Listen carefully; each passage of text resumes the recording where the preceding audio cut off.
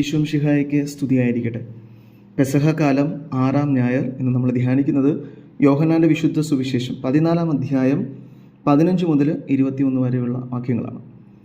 യേശുനാഥൻ ശിഷ്യന്മാരോട് സംസാരിക്കുമ്പോൾ പരിശുദ്ധാത്മാവിനെക്കുറിച്ച് അവർക്കൊരു ബോധ്യം നൽകുകയാണ്. ആരാണ് പരിശുദ്ധാത്മാവ്, പരിശുദ്ധാത്മാവ് എന്താണ് അവർക്ക് വേണ്ടി ചെയ്യാൻ പോകുന്നത് എന്നിങ്ങനെയുള്ള കാര്യങ്ങൾ വ്യക്തമായി തൻ്റെ ശിഷ്യന്മാരെ പറഞ്ഞു കൊടുക്കുകയാണ്. അപ്പോൾ ഈ സുവിശേഷത്തിൻ്റെ പശ്ചാത്തലം എന്ന് പറയുന്നത് യോഹന്നാൻ്റെ സുവിശേഷത്തിൽ നമ്മൾ കാണുന്നത് ക്രിസ്തുനാഥൻ ശിഷ്യന്മാരുടെ കാലുകളൊക്കെ കഴിയതിന് ശേഷം ശിഷ്യന്മാരുമായി സംസാരിക്കുകയാണ്. അപ്പോൾ ഇത് അവിടുത്തെ അവസാനത്തെ സംസാരമാണ് ഈ യോഹന്നാൻ്റെ സുവിശേഷം അനുസരിച്ച്. ഇത് കഴിഞ്ഞ ഉടനെ അവിടുത്തെ പീഡാസഹനവും കുരിശുമരണവും ഉദ്ധാനവും ഒക്കെയാണ് വരാൻ പോകുന്നത്. ഇത് മരണത്തിന് തൊട്ട് മുൻപ് അവസാനമായി അവൻ തൻ്റെ ശിഷ്യന്മാരോട് ഹൃദയം തുറന്ന് സംസാരിക്കുകയാണ്. വളരെ മനോഹരമായ രംഗങ്ങളാണ് ഈ സുവിശേഷ ഭാഗങ്ങൾ മുഴുവനും. അവിടുന്ന് ശിഷ്യന്മാർക്ക് വേണ്ടി പ്രത്യേകം പ്രാർത്ഥിക്കുന്നുണ്ട്. അവരുടെ കാലുകളൊക്കെ കഴുകി അവരെ തിന്മയിൽ ഉൾപ്പെടുത്തരുത് എന്നും എപ്പോഴും അവരോട് യേശുനാഥനോട് ചേർത്ത് നിർത്തണമെന്നൊക്കെയുള്ള പ്രാർത്ഥനകൾ ഉരുവിടുന്ന നിമിഷമാണ്. അപ്പം ശിഷ്യന്മാർക്ക് വേണ്ടി, പ്രത്യേകിച്ച് പത്രോസിനൊക്കെ വേണ്ടി ആത്മാർത്ഥമായി പ്രാർത്ഥിക്കുന്ന ഒരു സമയമാണ് ഈ സുവിശേഷ ഭാഗങ്ങൾ. അപ്പം ഇന്നത്തെ സുവിശേഷത്തിൽ നമ്മൾ ധ്യാനിക്കുന്നത് ഈ പരിശുദ്ധാത്മാവിനെ കുറിച്ചുള്ള ചില കാര്യങ്ങളാണ്. ഇപ്പം യേശുനാഥൻ ശിഷ്യന്മാരോട് പറയുകയാണ്, നിങ്ങൾ ഇനി വിഷമിക്കരുത്, കാരണം ഞാൻ പോയി കഴിഞ്ഞാലും നിങ്ങൾ അനാഥരായി പോവുകയില്ല, നിങ്ങൾക്ക് ഞാനൊരു സഹായകനെ നൽകും. അപ്പം ഇവിടെ ഉപയോഗിക്കുന്നൊരു പദം ഞാൻ മറ്റൊരു സഹായകനെ നൽകുമെന്നാണ്. അപ്പോൾ നമുക്ക് വളരെയധികം ആഴത്തിൽ ധ്യാനിക്കാൻ പറ്റിയൊരു വചനമാണത്, ഈ മറ്റൊരു സഹായകൻ. അപ്പോൾ ഇവിടെ ഈ മറ്റൊരു സഹായകൻ, അതിനുവേണ്ടി ഗ്രീക്കിൽ ഉപയോഗിച്ചിരിക്കുന്ന പദം അല്ലോസ് എന്ന് പറയുന്നൊരു പദമാണ്. അപ്പോൾ ഈ അല്ലോസ് എന്ന് പറഞ്ഞാൽ ഒരേപോലെയുള്ള മറ്റൊരു സഹായമാണ്. അതായത് രണ്ട് തരത്തിലുള്ള മറ്റൊരു കാരണം വരാം. ഇപ്പോൾ നമ്മളൊരു വീടിൻ്റെ കെട്ടിടം പണിയുമ്പോൾ നമ്മൾ ഉപയോഗിക്കുന്ന, നമ്മളൊരു ചെങ്കല്ല് കൊണ്ടാണ് കെട്ടിടം പണിയുന്നതെങ്കിൽ നമ്മൾ മറ്റൊരു കല്ല് വേണമെന്ന് പറയുമ്പോൾ അതേ ചെങ്കല്ല് തന്നെയാണ്. പക്ഷെ അതേ സമയത്ത് നമ്മൾ ഗ്രീക്കിൽ മറ്റൊരു പദമുണ്ട്, അത് ഹെട്രോസ് എന്ന് പറയുന്നൊരു പദമാണ്. അപ്പം അതനുസരിച്ച് മറ്റൊരു കല്ല് എന്ന് പറയുമ്പോൾ വേറൊരു രീതിയിലുള്ള കല്ലാണ്. അതായത് നമ്മളിപ്പോൾ ഈ കെട്ടിടം പണിയാൻ ഉപയോഗിച്ചുകൊണ്ടിരിക്കുന്നത് ചെങ്കല്ലാണ്, പക്ഷേ നമ്മൾ പാറക്കല്ല് എടുക്കാൻ പറയുമ്പോഴാണ് ഈ ഹെറ്റോറോസ് എന്ന് പറയുന്നൊരു പദം ഉപയോഗിക്കുന്നത്. അപ്പോൾ ഒരേപോലെയുള്ള മറ്റൊരെണ്ണം അല്ലെങ്കിൽ വ്യത്യസ്ത രീതിയിലുള്ള മറ്റൊന്നാണ്. അപ്പോൾ ഇവിടെ യേശുനാഥൻ ഉപയോഗിക്കുന്ന അല്ലോസ് എന്ന പദത്തിൻ്റെ അർത്ഥം ഒരേപോലെയുള്ള മറ്റൊരു സഹായകൻ, അതായത് യേശുനാഥനെ പോലെയുള്ള മറ്റൊരു സഹായകൻ. പലപ്പോഴും സഹായകനെ കുറിച്ച് നമ്മൾ ധ്യാനിക്കുമ്പോൾ നമ്മൾ കരുതുന്നത് പരിശുദ്ധാത്മാവ് മാത്രമാണ് നമ്മുടെ സഹായകൻ എന്നാണ്. അല്ല, നമ്മുടെ യഥാർത്ഥ സഹായകൻ യേശുനാഥനാണ്.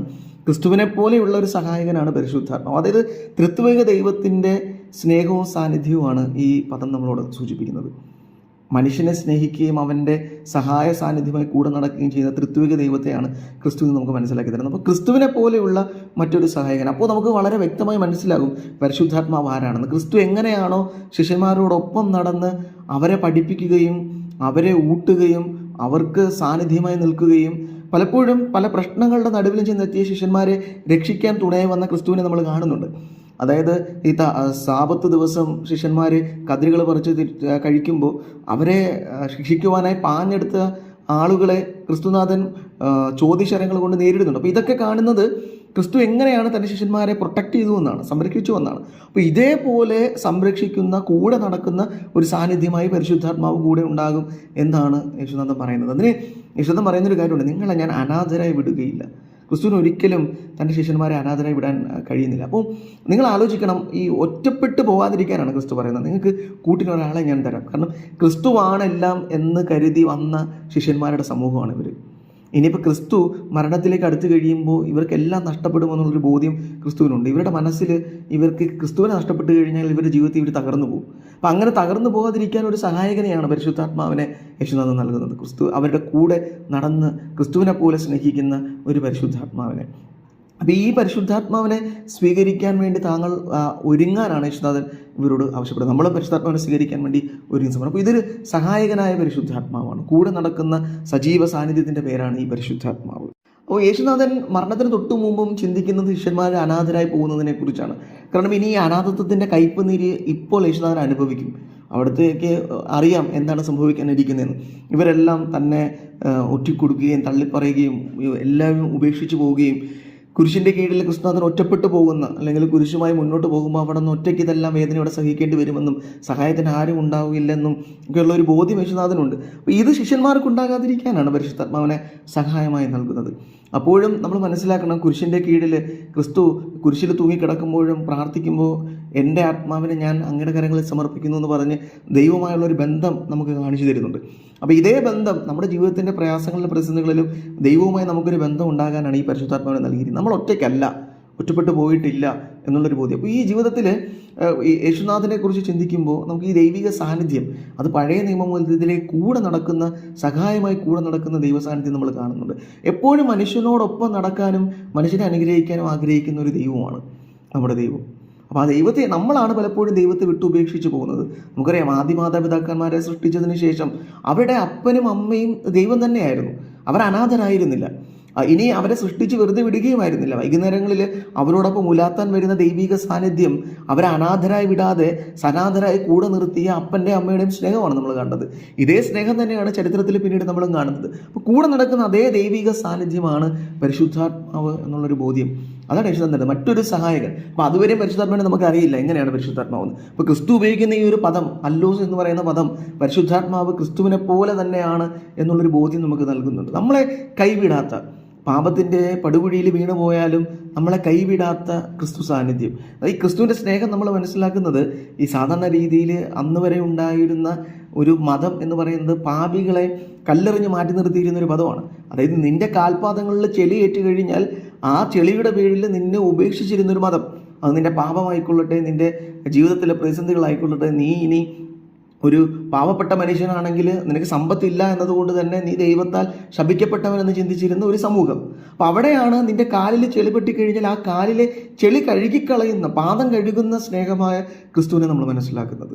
അപ്പോൾ ഇതാണ് പരിശുദ്ധാത്മാവ് നമുക്ക് ചെയ്യുന്നത്. നമ്മുടെ ജീവിതത്തിൽ പ്രാർത്ഥിക്കാൻ അറിയാത്ത നിമിഷങ്ങളിൽ പോലും നെടുവീർപ്പുകളോടെ നമുക്ക് വേണ്ടി മാധ്യസ്ഥം അപേക്ഷിക്കുന്ന പരിശുദ്ധാത്മാവ് ക്രിസ്തുവിനെ പോലെ തന്നെ, ക്രിസ്തു ശിഷ്യന്മാർക്ക് വേണ്ടി പ്രാർത്ഥിക്കുന്നത് നമ്മൾ കാണുന്നുണ്ട്. അതുപോലെ നമ്മുടെ ജീവിതത്തിൽ സാന്നിധ്യമായി നിന്ന് സഹായിക്കുന്ന ദൈവിക സാന്നിധ്യത്തിൻ്റെ പേരാണ്, ദൈവത്തിൻ്റെ പേരാണ് പരിശുദ്ധാത്മാവ്. അപ്പോൾ ഈ പരിശുദ്ധാത്മാവിനെ സ്വീകരിക്കുന്നവരായി മാറാനുള്ള കൃപയ്ക്ക് വേണ്ടി നമുക്ക് പറയും. ഇത് ക്രിസ്തുവിൻ്റെ സ്നേഹം വളരെ മനോഹരമായി നമുക്ക് കാണിച്ചിരുന്നുണ്ട്. ഇതേ ക്രിസ്തു നമ്മളോട് ആവശ്യപ്പെടുന്നത് ഈ പരിശുദ്ധാത്മാവിനെ സ്വീകരിച്ചവരാണ് നമ്മളും ഒരു മനുഷ്യനെയും ഇതുപോലെ അനാഥരായി വിടരുത്. പലപ്പോഴും കുടുംബ പശ്ചാത്തലങ്ങളിൽ പോലും എല്ലാവരും ഉണ്ടായിട്ടും അനാഥരായി പോകുന്ന ചില ബാല്യങ്ങളുണ്ട്, ചില മനുഷ്യരുണ്ട്, ചില ദമ്പതിമാരുണ്ട്, ചില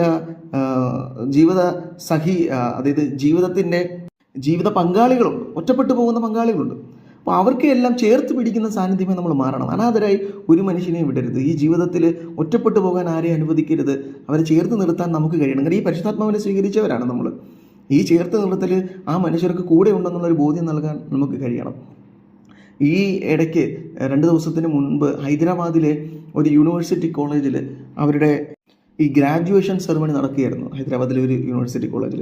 അപ്പം ആ ഗ്രാജുവേഷൻ സെറമണി കഴിഞ്ഞ് എല്ലാവരും, അവിടെ ഉണ്ടായിരുന്ന ചെറുപ്പക്കാരുകൾ എല്ലാവരും ഗുരുക്കന്മാരെയൊക്കെ കണ്ടു, അനുഗ്രഹങ്ങളൊക്കെ മേടിച്ച് പോകുന്നതിനിടയ്ക്ക് ഒരു ചെറുപ്പക്കാര പയ്യൻ അവിടെ ഓടി വന്ന് അവിടെ ഉണ്ടായിരുന്ന ഒരു സെക്യൂരിറ്റി ജീവനക്കാരുടെ കാല് തൊട്ട് വന്ദിക്കുകയാണ്. ഇത് കണ്ട ജനം മുഴുവനും അന്താളിച്ചു പോയി. ഇതിപ്പോൾ വളരെ സോഷ്യൽ മീഡിയയിൽ വൈറലായിക്കൊണ്ടിരിക്കുന്ന ഒരു കാര്യമാണ്. അപ്പോൾ ആ സ്ത്രീ പൊട്ടിക്കരയുന്നത് നമ്മൾ കാണുന്നുണ്ട്. കാരണം അവൾ ജീവിതത്തിൽ ഒത്തിരി അധികം മനുഷ്യർ ഈ സ്കൂളിൽ നിന്ന് പഠിച്ചിറങ്ങുന്നത് നമ്മൾ കണ്ടിട്ടുണ്ട്.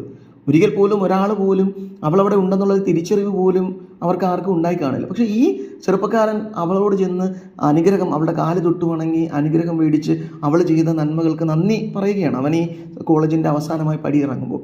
അപ്പോൾ ആ കൂടെ ഇവൻ ചെന്ന് അവളെ കാല് തൊട്ട് വന്നിക്കുമ്പോൾ, അവളെ ചേർത്തണയ്ക്കുമ്പോൾ ആ സ്ത്രീക്ക് അപ്പോൾ കിട്ടുന്നൊരു ബോധ്യമുണ്ട്, താൻ ഒറ്റയ്ക്കല്ല, തന്നെക്കുറിച്ച് ഓർക്കുന്ന ആരോ ഒരാൾ ഈ ഭൂമിയിലുണ്ട് എന്നുള്ളത്. അതാണ് അവളുടെ കണ്ണുകൾ നിറഞ്ഞു പോയത്. അപ്പോൾ ഈ ഒരു ബോധ്യമുള്ള മനുഷ്യരെ പറഞ്ഞു, അത് ക്രിസ്തുവിന് എപ്പോഴും ബോധ്യം ഉണ്ടായിരുന്നു. ഒരു മനുഷ്യരും ഒറ്റപ്പെട്ടു പോകരുതെന്നുള്ളൊരു ബോധ്യം ഉണ്ടായിരുന്ന ദൈവിക സാന്നിധ്യത്തിൻ്റെ പേരാണ് ക്രിസ്തു എന്ന് പറയുന്നത്. അതേ സാന്നിധ്യം തന്നെയാണ് പരിശുദ്ധാത്മാവ് നമുക്ക് നൽകിയിരിക്കുന്നത്. ഇനി ഈ ബോധ്യമുള്ള മനുഷ്യരായി നമ്മൾ മാറണമെന്നാണ് സുവിശേഷം നമ്മളോട് ആവശ്യപ്പെടുന്നത്. നമുക്ക് കൂട്ടിന് പരിശുദ്ധാത്മാവുണ്ട്, നാമും കൂട്ടു നിൽക്കുന്ന മനുഷ്യരായി മാറണം. ഒറ്റപ്പെട്ടു പോകാതെ മനുഷ്യരെ ചേർത്ത് നിർത്തുന്ന മനുഷ്യനായി മാറണം. ആ ഒരു കൃപയ്ക്ക് വേണ്ടി നമുക്ക് പ്രാർത്ഥിക്കാം. പരിശുദ്ധാത്മാവ് അതിന് നമ്മെ സഹായിക്കട്ടെ. ആമേൻ.